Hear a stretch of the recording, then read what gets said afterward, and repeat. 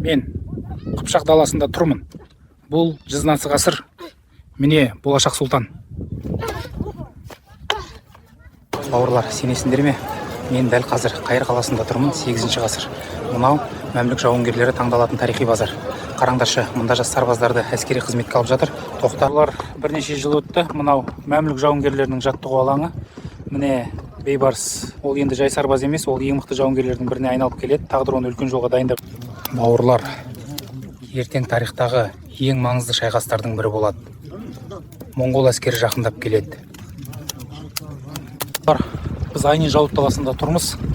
1260 жыл мәмлүк әскері үлкен тарихи шайқасқа дайындалып жатыр. Міне бейбарыс сарбаздарды бастап алға шығып келеді. Бұл тарихтағы ең маңызды сәттердің бірі.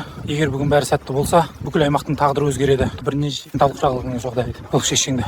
Ана жақта бейбарыс ол сарбаздарды алға бастап жатыр. Егер бүгін бәрі сәтті болса, бүкіл тарихты өзгертеді. Бұл Айни Жалут тарих жазылып жатқан сәт.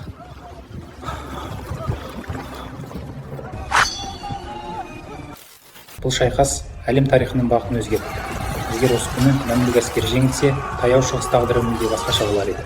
Ал осы жеңістің артында тұрған тұлға Қыпшақ даласында туған бейбарыс еді. Сол қанат. Олай даламыз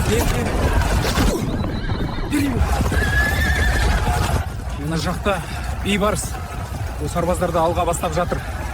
Егер бүгін бәрі сәтті болса, бұл күн тарихты өзгертеді. Бұл Айни Жалут тарих жазылып жатқан сәт. Бауырлар, сенесіңдер ме? Біз дәл қазір Қайыр стадионында тұрмыз. Жыл 1260 жыл. Міне дәл осы жерде жаңа сұлтан жарияланады.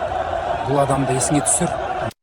Ал бүгін ол сұлтан бейбарыс. Қыпшақ даласынан шыққан жауынгер тарихты өзгерткен тұлғаға айналды. Бұл бізге бір нәрсені дәлелдейді. Ол тағдыр кейде ең қиын жолдан басталады. Достар, каналға тіркелуді ұмытпаңыздар, әлі талай қызық көреміз.